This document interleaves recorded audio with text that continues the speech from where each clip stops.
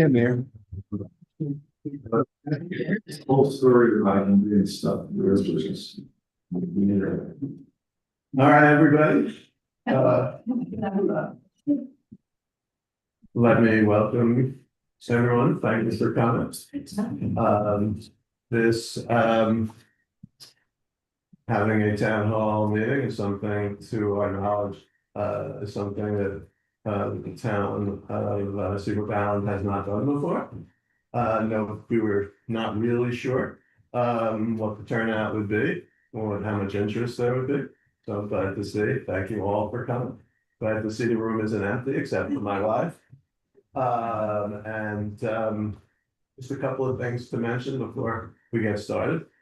The entire purpose of this is for citizens to have an opportunity to ask questions about things of town, involving town business that are of interest to them. Not for me to stand up here and talk about what's interesting to me. So the best thing to do would be for if you want to ask a question, raise your hand. I'll call on you and try to keep it to a question more than to a speech. And I'll try to keep the answers as brief as I can. So that's kind of it. Fairly simple format. So who wants to ask the first question? This is. And what I think, Okay. one more rule. Introduce myself. I think you should stand so the owls might have a chance of picking up the question. If we think that it's not being picked up, I'll try to repeat it. But start, with your name and address would be good. So Deborah Lehman, 1127 Summer Wind, and I have a question that may become a suggestion. So when we have Suggestions are welcome. Okay, so when we have even normal rains, when heavy rains or tropical storms, and we hit Steeple Island Road and we hit Seafields, there's always puddles, mud, it's just a big mess. And what my question is has the town had any discussion with Seafields on when they get further along in the construction? Are they planning on building a wall along that section so that we don't have all that wash coming and, during even more severe weather, they hinder us going. Yeah, a great question. There are multiple questions actually within that one question. Let's start with yes, we have had discussions with Seafields on the subject of flooding. Most recently, yesterday, either yesterday or the day before yesterday, Joe and I met with a whole team from Seafields, from Bishop Gaston, and from their general contract. Earlier in the week, I received their updated landscape plan. All with a mind towards better protecting Cedar Valley. So some impressions, I would say that in each of my meetings with the Seafields people, they've impressed me as committed, being a good neighbor. So I feel good about that. The road flooding and getting muddy. There is a wall somewhere as part of their landscape plans, but I don't think it's a wall that is going to stop the water from coming. Water's coming from a lot of different places.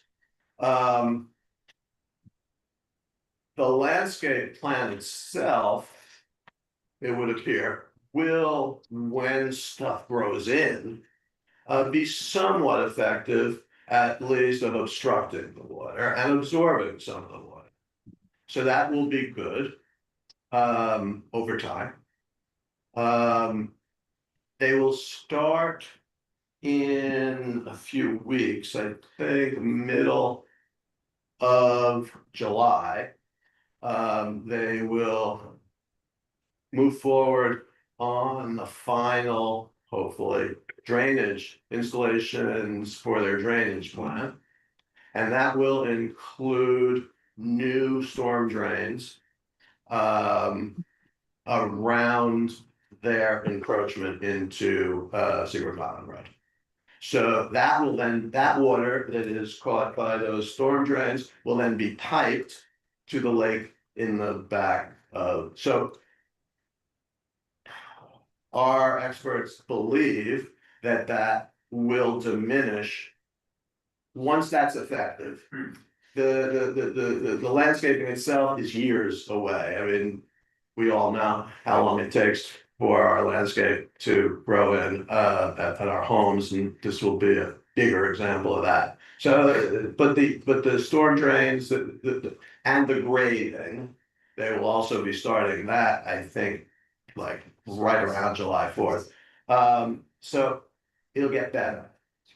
It won't diminish, it won't eliminate it. We've had flooding on Seabrook Island Road, before there was a City Fields. Until we, complete, a major road project on Seabrook Island Road, which, would have a bigger impact. It's gonna be small steps. You good with that, then? Yes. Sorry, may I just follow on to that? Yeah. So I've heard in some of the. Stand, Oh, stand, I'm sorry. please, and Joe stay. Ferris, 2380 The Hollover. I've heard on some of the meetings, you guys discussing this improvement project for Seabrook Island Road. I assume that means you're gonna try to raise it. Can you explain that a little, and timing and status of funding, et cetera? Thank you. Thanks, Joe. Great question. This is our number one priority. In our list of strategic priorities, I think there was the road project and everything else. So the status is, I believe that our application for approvals from the state of South Carolina were final, thinking it was April of 2024. And despite the state telling us that it was in review, as it turns out, it was not in review. Because it had never been assigned to the requisite staff person who would be the one reviewing it. So it was never in review until, I don't know, and a half ago, it was probably 6 weeks ago, when they said, hair on fire, we screwed up. So now it is in review. When that will lead to a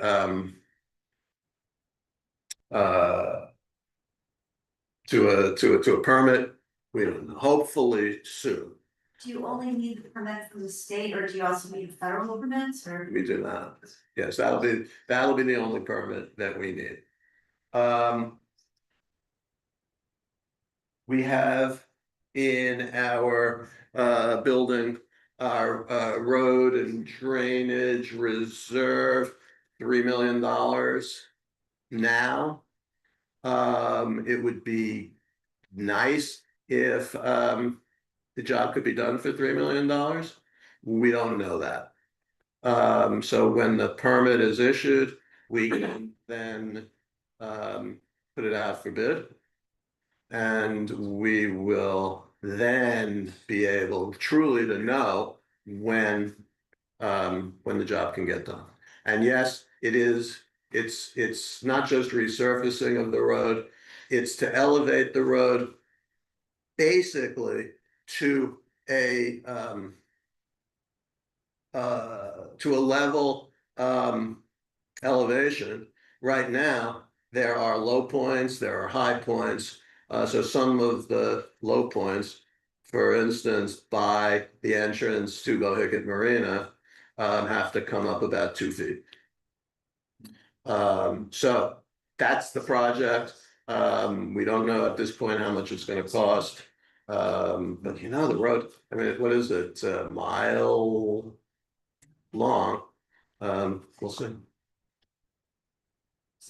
Sue Gospel, 1912 Long Benham Drive. Can you just quantify what we're talking about? Is it from the gate to the roundabout? Is That is- It's from, basically from Town Hall, from the crosswalk to the circle. That's the only part of the road that is town road. Right, just want to make sure it included everything. And so I've spoken with SAPOA about it to make sure that with Steve Hirsch, to make sure that we don't end up in a situation where, like, we're creating this road that's up here when, you know, you get outside to the crosswalk and the crosswalk is down here. So, you know, we'll see how that works Thank you. out. Sir. Mark Gallivan, 2759 Old Oak Walk. Has the town of Seabrook had an opportunity to review and discuss with KDC the master plan that exists today?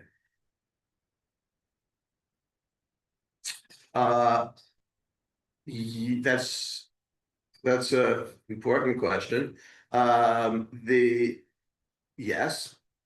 Insofar as the town has a representative on the steering committee for the master plan. Is there anything particular that you're asking about on the master plan? What could you be more specific? You said not to make speeches, so I won't. I appreciate that. Who we are as Seabrook is a certain entity in a certain environment, in a certain ethos. What the master plan represents to me is quite the opposite of all the above. So I don't know if the office of the mayor has an opportunity to suggest to KDC that they are potentially out of bounds on a number of their suggestions, the value or lack thereof, and the cost to each and every one of us that would be assessed if all this was implemented. Okay, Mark. Mark, right? Yes, sir.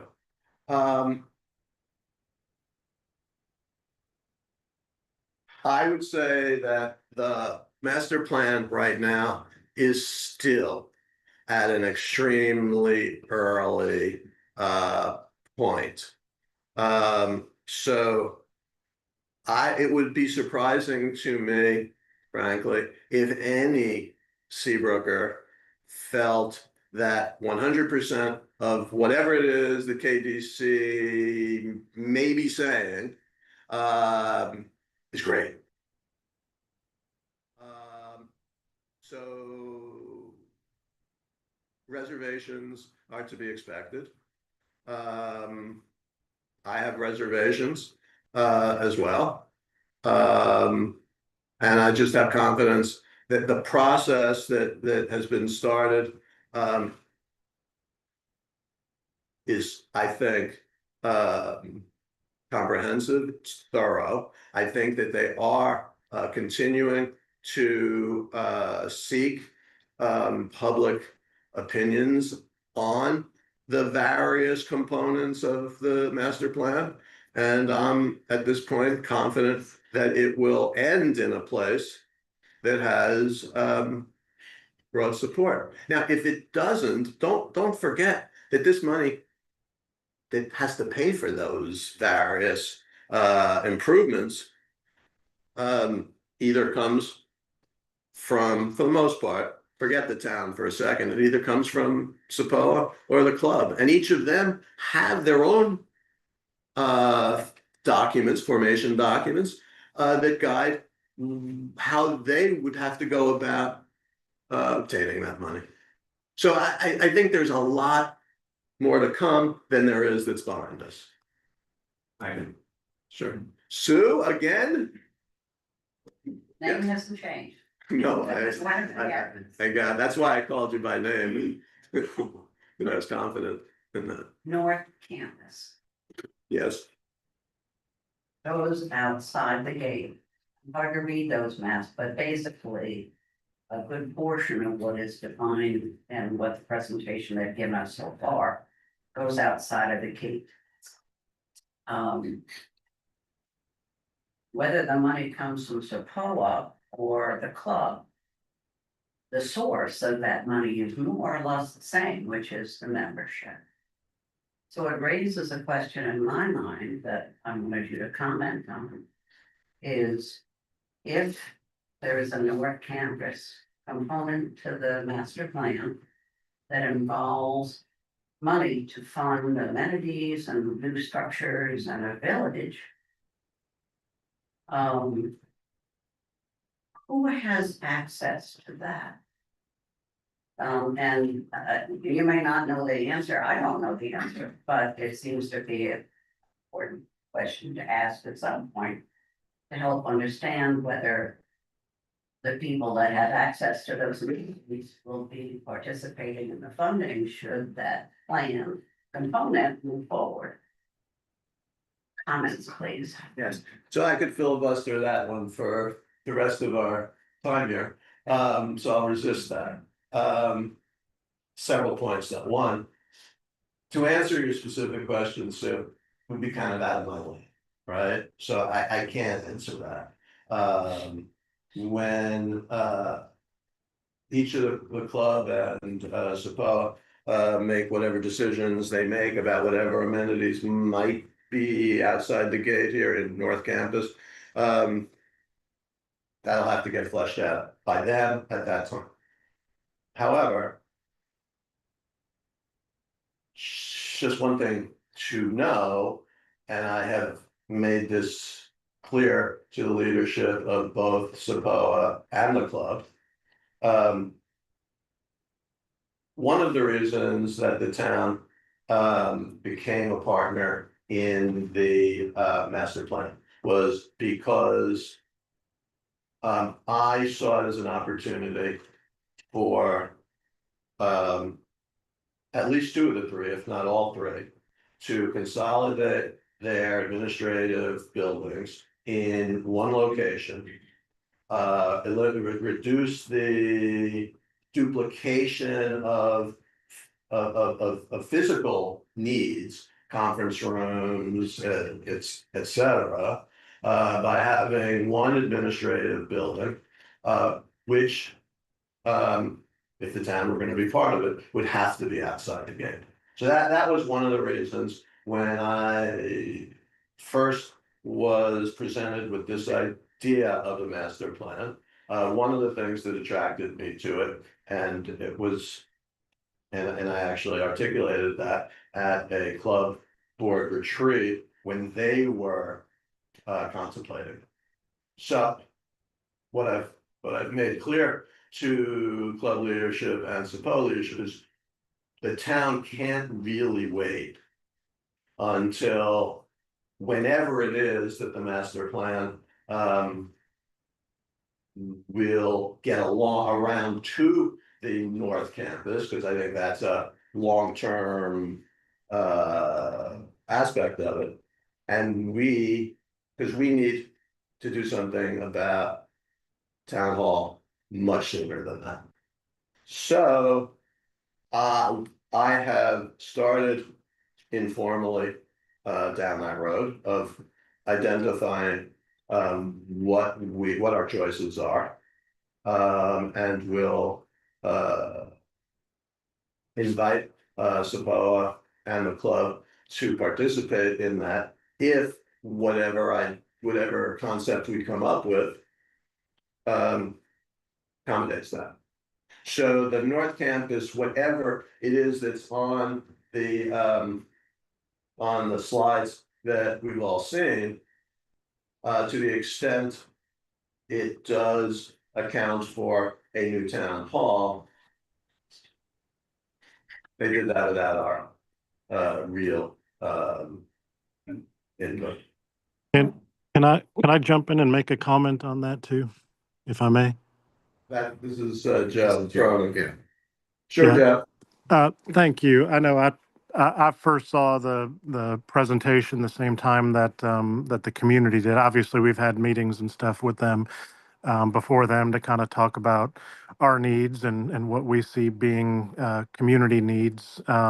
Community, not necessarily in terms of like, you know, what the club needs or what the POA needs, but when I review the plans for the North Campus, I think the question was kind of focused on the topic of like amenities and restaurants and things like that. And I think, you know, the comments that the mayor just made, I think are definitely, you know, in that respect, that's going to be the POA and the club deciding, you know, where those are going to go, who would have access and those type things. But when I looked at the plans for the North Campus specifically, what I was seeing was really kind of having like that entry point for and really a lot of those administrative type services.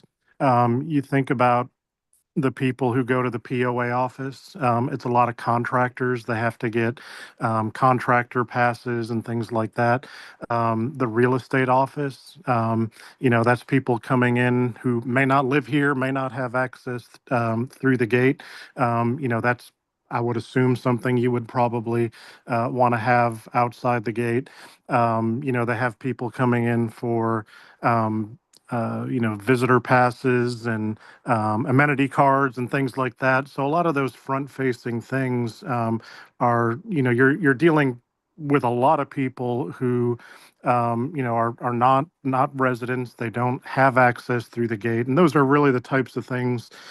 One, you wouldn't want to put behind the gate because they're really more of the public-facing components of each of the three entities. The town hall, obviously, we're you know really the only true public entity. Our building has to be outside the gate. We have to have public access, you know, for contractors and businesses and visitors and things of that nature. So that's kind of what I looked at when I was looking at the concepts for that North Campus. Is, you know, how do you kind of try to consolidate, coordinate, and, you know, to some extent maybe even co-locate, you know, really more of those public facing services that each of those three entities provide.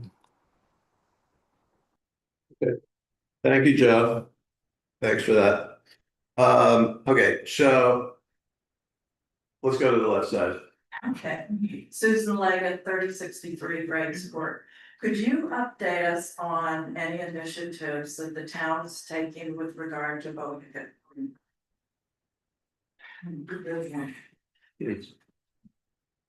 Thanks for that question, Susan. Well,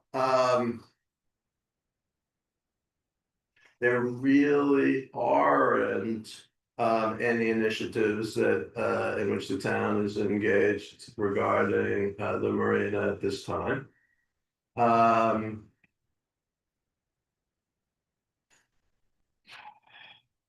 had two meetings with the owner of the marina.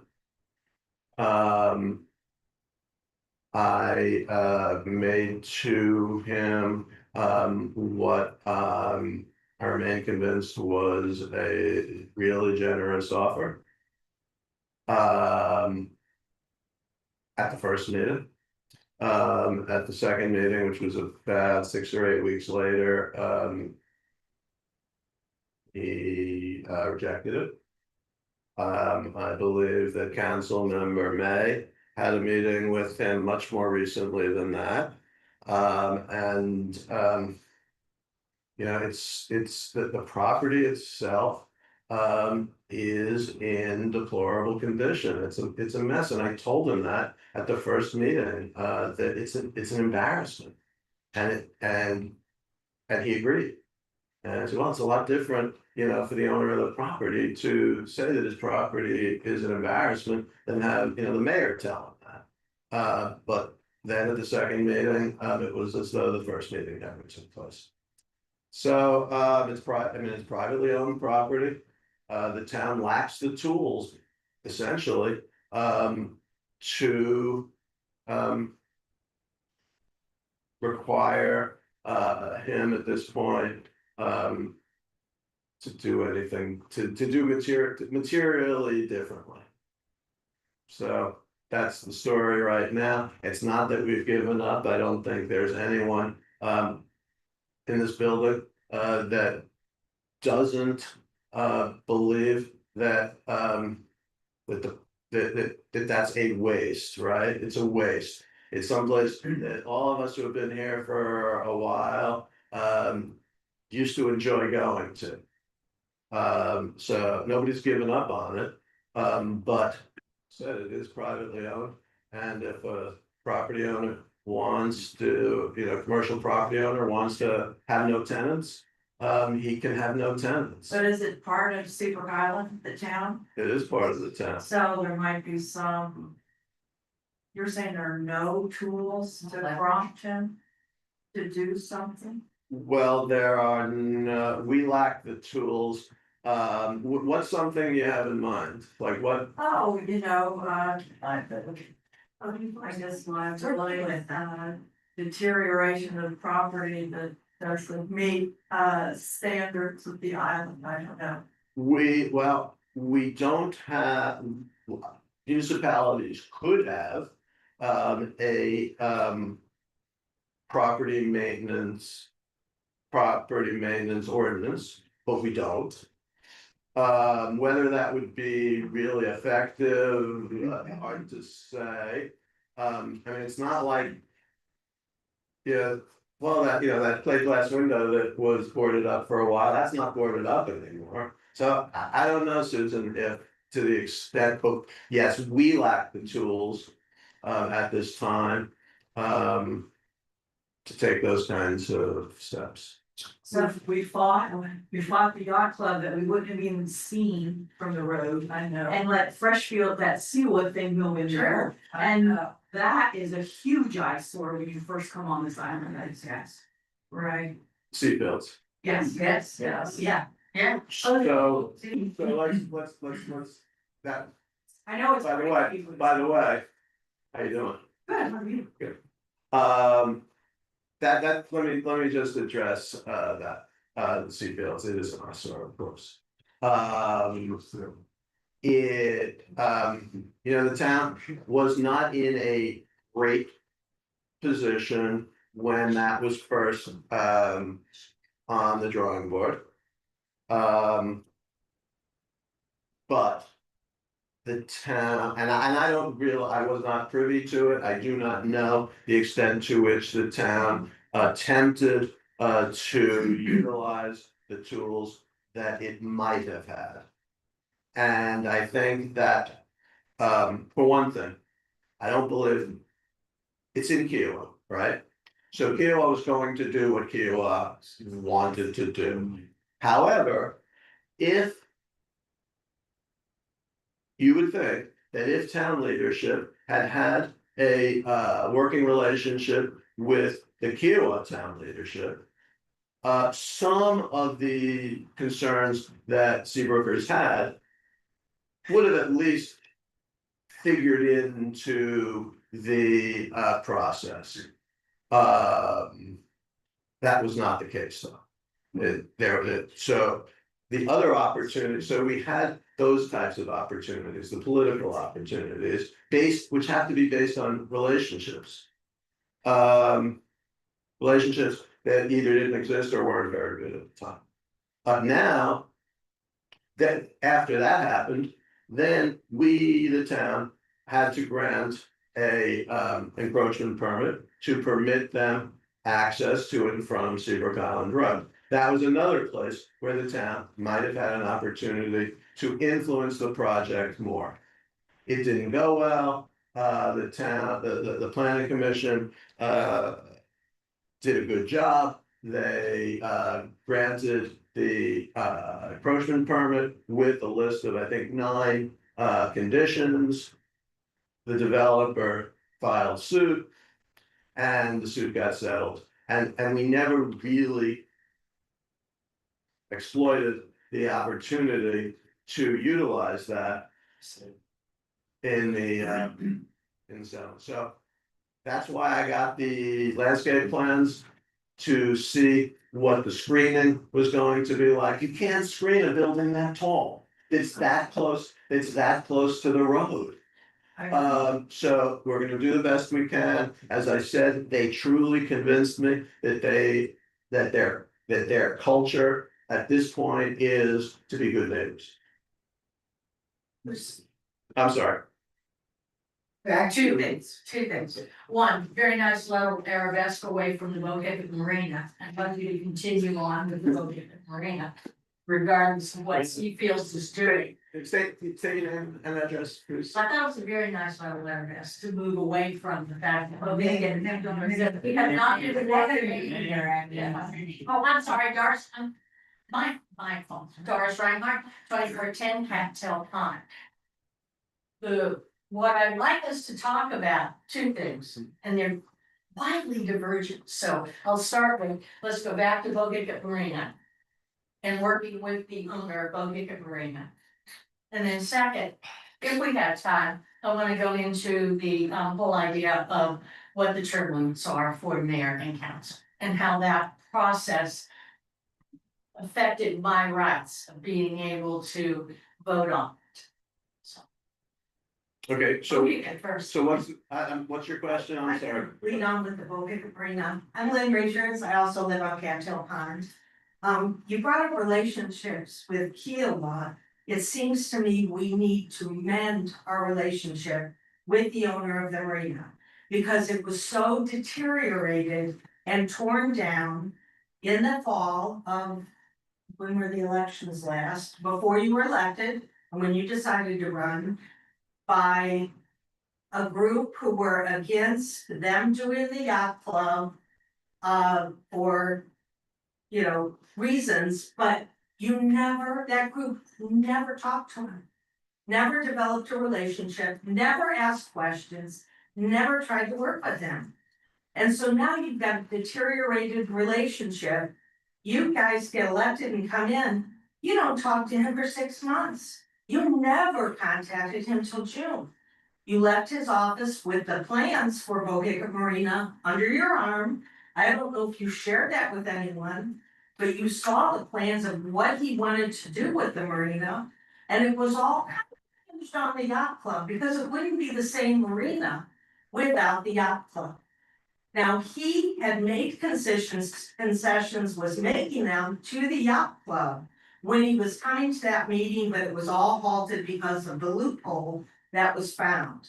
Now, he was gonna do away with casitas, he was gonna do more ecologically sound things, but nobody ever heard it. And then the new regime comes in and they never contact him. They never try to work with him. I say, put it all aside, get it back together, get him in a meeting, bring him to the drawing table. We're missing out on tax dollars. We're missing out on restaurants, things that we enjoy, increase in our property values. You just have to get together with him and work on it. And from what I see, you aren't doing it.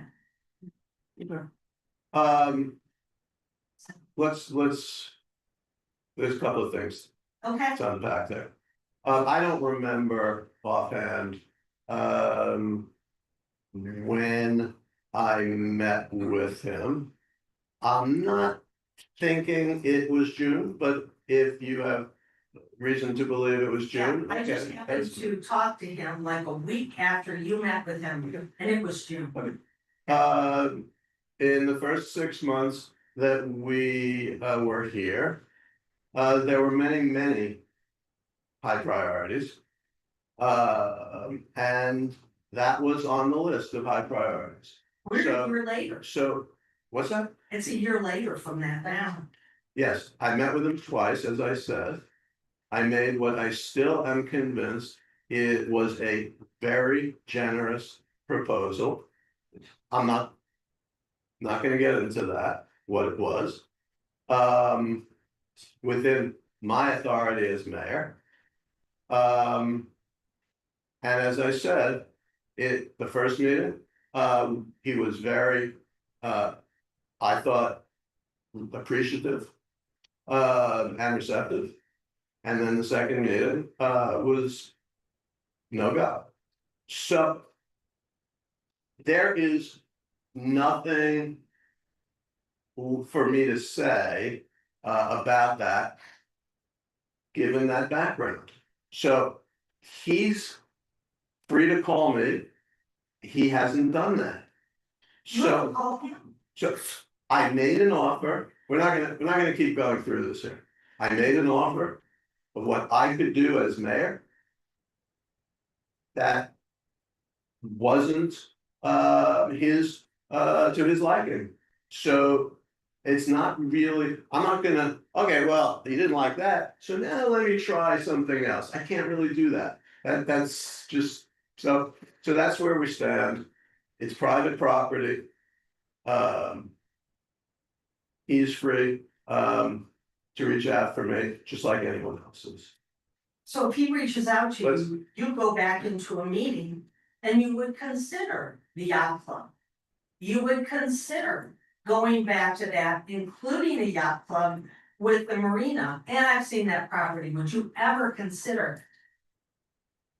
Well, would I ever consider a yacht Annexing, club on that site? annexing. Yeah, and would you consider Of course, annexing it? of course, I've never, ever suggested to anyone that I had deep-seated philosophical opposition to having a yacht club on that property. I just felt that there are conditions that would need to be satisfied in order to agree to that. And that's up to the owner to decide if those are conditions that he can accept. So I've That's great. been solid on that from the get-go. So it's only my view. Let's go back to the question that got lost in the shuffle here. Process. Right. So the Process in terms of the fact that, mayor and council now, term limits have been changed. Without the, input and quite frankly, vote of the community. You have the right, not arguing that point whatsoever. I am, however, concerned that a process, which you have the right to do, was in fact done and negated as far as I am concerned. I'm talking about myself at this point, negated my ability to weigh in as a voter on what is considered, I consider, a significant change in how this town is run. I am very concerned about that and would like the the council and the mayor to consider reversing that and putting it to a vote of the community. So Doris, this is a subject of great mystery to me.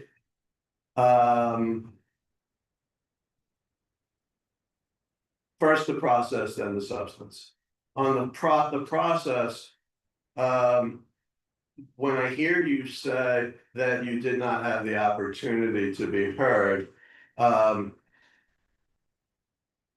I said I did not have the opportunity to weigh in with my vote. okay, so but you did have an opportunity to be heard. Correct. But she was in Europe during that time. So, I did, and it was always process. It was always process. The way you all went about it. I'm not saying that you did not have the right to do that. okay, so yes, we should have, because you can't operate a town of our size. And the complexity of operations with a staff as small as the staff that we have. With 2-year, unstaggered, terms. You cannot do it. Time has passed by on that. That is why every other municipality within 3 counties, except for 2, very different towns, with hundreds of residents. Everyone else has gone to 4-year staggered terms. What happened, Lynn, you were concerned that I didn't reach out for the owner of the marina sooner when we came into office. Well, this is something that happens when virtually the entire governing body is elected at the same time. There But is you made lack sure of, that. well, You ran the group okay. and not Listen, everybody else. listen, enough. No, that's not hypocritical at all. That's the system. That's the electoral system. People run for office when they think that they are fit for that office. If they convince the voters that they are fit for that office, then they are elected. It is not hypocritical at all. It is just the way government works. So no, I'm not gonna let that one pass. If you're But benchmarking- listen, this isn't gonna be a conversation between us because we still have other people who have questions. One little point. My little point is you benchmark us against other communities when we are unique. And we have a lot of people, our voters, who are only here 6 months out of the year, and they're never gonna run for office. So you shrunk the amount of people who are gonna run already. And running at our age, because a lot of us are older, or we vacation a lot, to sign up for a 40-year term is pretty daunting. And you're shrinking the amount of good candidates who will run, in my opinion. So So that's a fair opinion. My opinion is different. My opinion is that, first of all, as many people who will be dissuaded from running will actually be encouraged to run. Because the notion of just, getting your sleeves rolled up and jumping into this, and then 2 years passes like that, and then you're running again, that is a notion that a lot of highly qualified people don't want to engage in. So the process, you feel the process will discourage strong candidates. I believe the process will encourage strong candidates.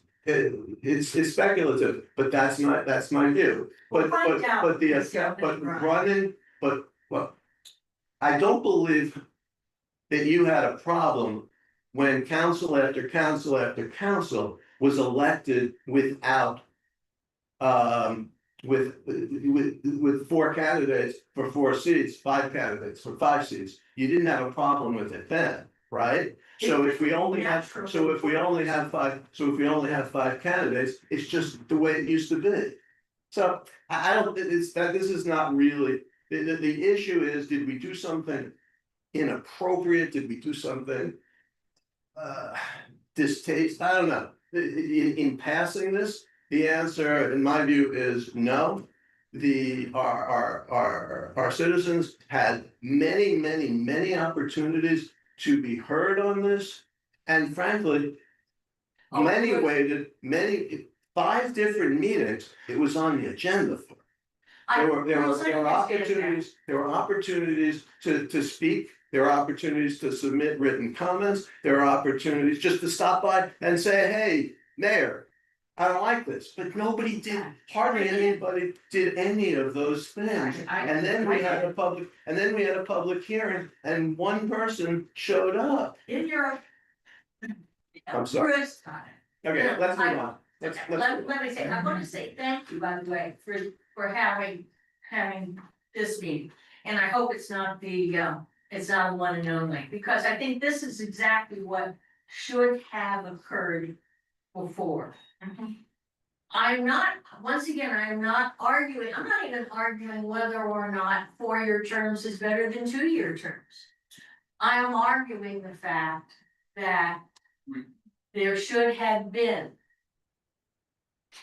a way for us, this is a significant change in how the town is to be run. Was not brought to the vote of the constituents of the town. And I'm telling you, that's my opinion, and I think that that could be remedied. And that's what I would hope would happen. Just because you can do it, doesn't mean you should do it. That's what I am, and I appreciate the fact that you had this meeting and that we have the opportunity for a variety of things to talk about. Absolutely, I agree with that, and certainly, we expect to do this again, sometime late in the summer. The only way we would have not done that would be if nobody showed up. So that's off the table. Jim? Yeah, hi, Jim Scorn, 1404 Nancy Island Drive. Back to the parcel of land that was under consideration for development, the yacht club, so to speak. Do you have any information on going forward? What might the current or future intentions be of the owner? I do not. Not the mayor, so. I can talk afterwards. Just want to hear from the town, please. Yeah, no, nobody has communicated that with me. Susan? Thanks. I'm Susan McLaughlin. I live at 3061 Baywood Drive, and my question may be for the mayor of Kiowa. I'd like to know, are you aware of any plans to enlarge that rotary at Freshfields? It's inadequate for us getting off the island. Sometimes it's backed up. I know at one point Kiowa talked about turning that into a 2-lane rotary, which most of the rotaries in the area are 2-lane, and the traffic here is only gonna get worse, especially when Seafields opens. But there's sometimes a big traffic jam just trying to merge into that rotary there at Freshfields. Yes, thanks for the question. Interesting question. So at this time, I think it is more a question for Mayor Belt than it is for me. He and I have discussed the subject, and there's a lot of really cheap jokes that he and I have exchanged about like enlarging this traffic circle by adding an extra lane based on the quality of drivers that many of us are at this point. So I'm not sure that I think it's a great idea. But they do have they do have some drawings of it. They have done some engineering. But I don't think that they have any intention at this time to do that. And you know, they've got the west going over there. I mean, the whole traffic flow is gonna change in some fashion. I mean, volume will change, so that's those at this point we can try to influence. But it's not our road, the circle's not our circle. I would say that I'm less and less and less concerned about the traffic that's generated or will be generated by Seafields. I think there will be more traffic generated by MUSC than there will be by Seafields. So I'd like to come back to the marina. You said you made an offer. Oh, sorry, 2410 Cat Delta.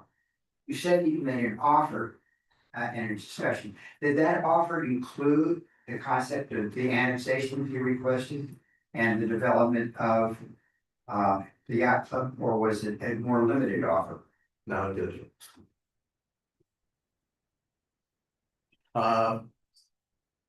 Susan? This is a little different question about the beach. I noticed with all the people on the beach, and the big pickup trucks running along. Has the beach patrol considered, say, using LSV or something. Seemed a little dangerous out there for. You know, all the kids running around. And do we patrol how close speedboats come to the shore? Well, first the beach patrol, whether, I know that. Driving on the beach, not even all, SUVs, I think, are suitable, for that, so their vehicles have to. Whatever the thing, whatever that is, not my thing. So I don't know if Rob and Mike have thought about, maybe smaller vehicles. And I'm not sure what they need from time to time to be transported. But I did see Tyler back there, so maybe Tyler has some insight into this, do you? I mean, I couldn't speak to the exact size of vehicle that beach patrol needs to functionally operate. At the level that they're expected to, but I will say, I know that it's not been part of their procedure, this year. But in every year previous, we're talking multiple beach patrol officers, which is still the case, where they have more than one individual in each vehicle. But they're bringing out whatever equipment they may have, they're towing whatever equipment they may have, and in the past, they also were having to load trash cans on a daily basis, so. Functionally, I can't speak to what they do or do not need. I can say that you can drive on the beach for a little bit of drive. So that's what gets you on there. Yeah, with regular, is that Any old four so we wheeler, could jump in my vehicle and ride right out there? not gonna make any promises, but.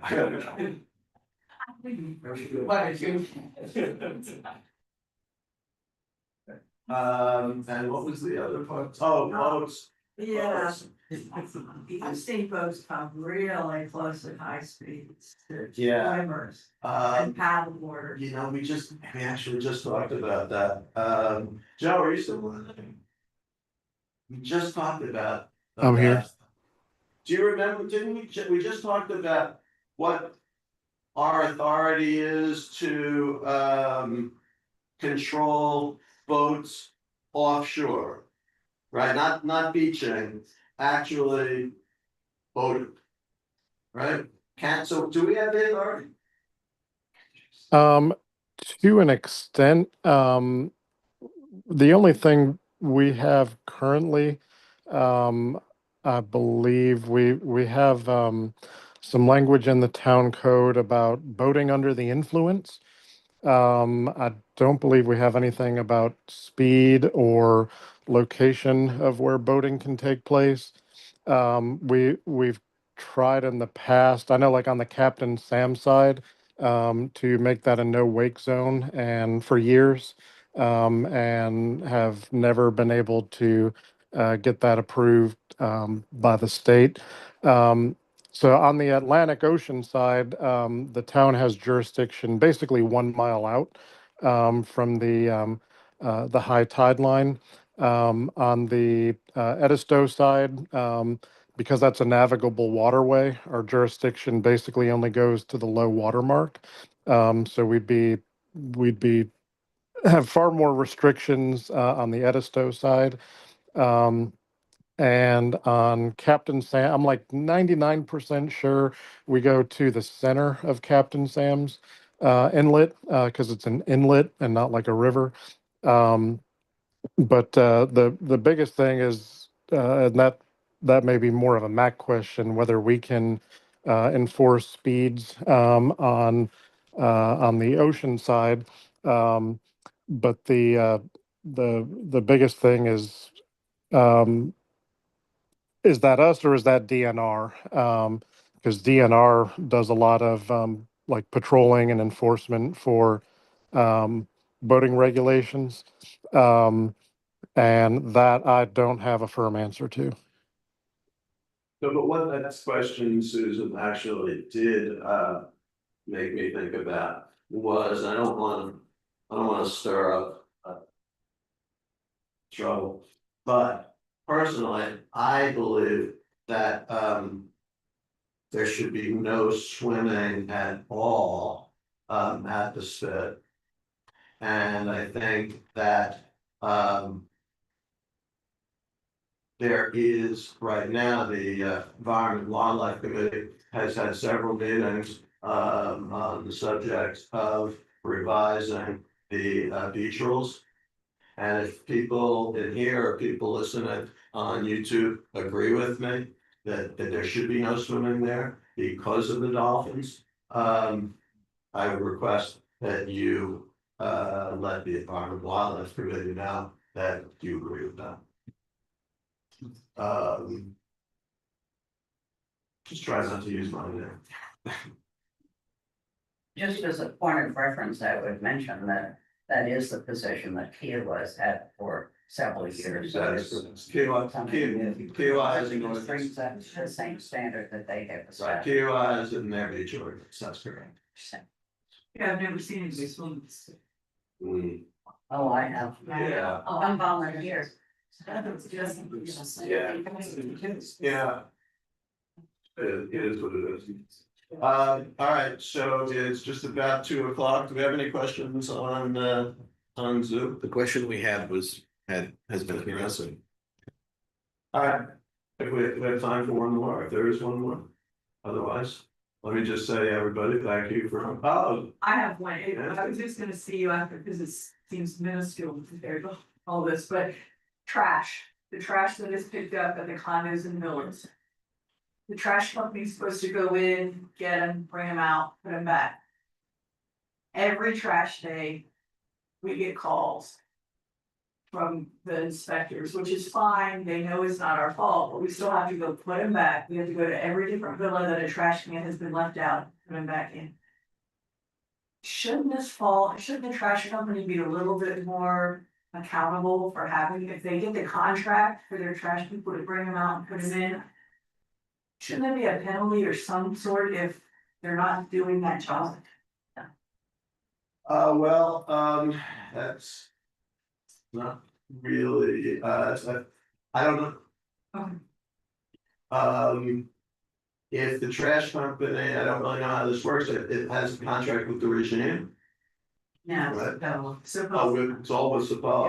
Yeah. That's between SAPOA and the trash company. Okay. And we submit complaints almost weekly, so. Yeah. SAPO is very aware of the issue. But I thought it was Steve Hirsch, is he was supposed? Yeah. Oh, I was thinking it was Oh, town. I probably lives in and the trash now. Yeah. Yeah, because I get complaints constantly and the excuse we get is they have manpower issues and then my answer is hire. Or my answer is, if somebody pulled it out, couldn't they put it back? Yeah. Right. Thank you, sorry. Yeah.